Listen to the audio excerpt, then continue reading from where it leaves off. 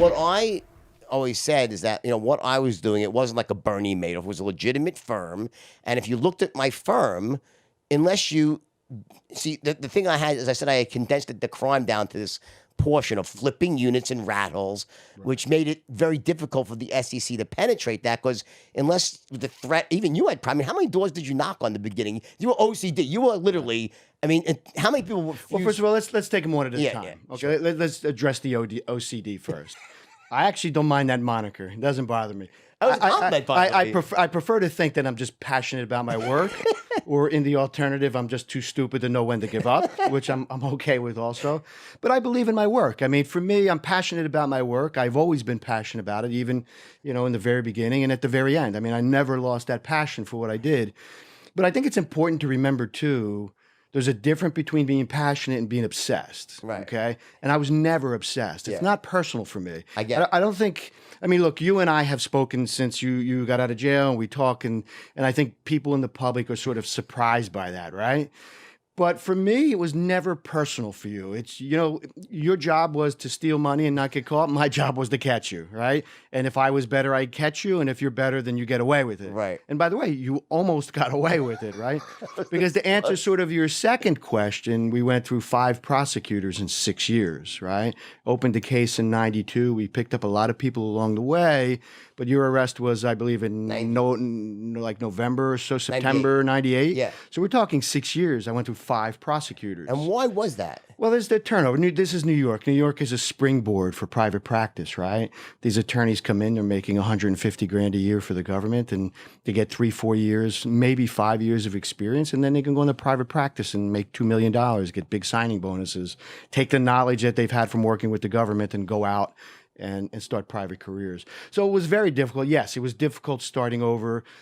Also remember, I said we started in 1992, which means there was no institutional knowledge at the U.S. Attorney's offices about how to prosecute securities cases. SEC had been doing it for years, but not the U.S. Attorney's offices or even at the FBI. Some of the aggressive tactics that the FBI will use today to go after, for example, insider trading, like wiretaps, right?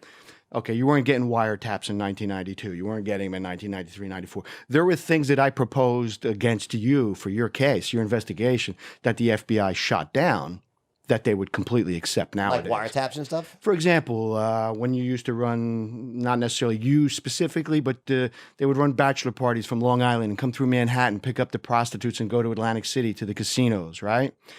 I had people who were feeding me information about when those events were going to happen.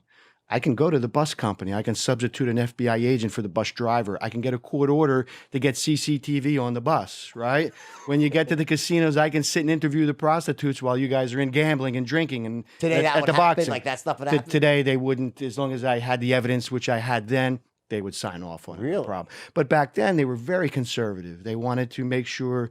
And I understand you want the program up and running. You wanted to get some experience. You want to get some successful prosecutions under your belt. But today, I mean, it would be completely different. One other thing, the other big change, huge, and this is a gigantic change, is digital.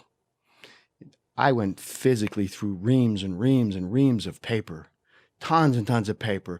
I would blue sheet information. For those who don't know, you go to clearing firms and I ask for all the trades that were done by the firm that was clearing for you, Called the right? blue letter they would send out. Yeah. Yeah, and I would get a box full of the green and white paper with the sprocket holes on the side.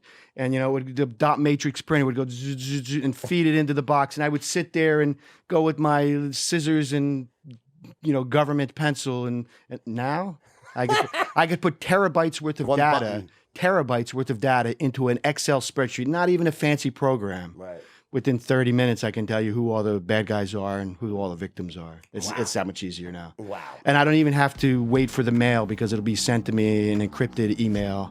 You throw it into Excel and you go and you run.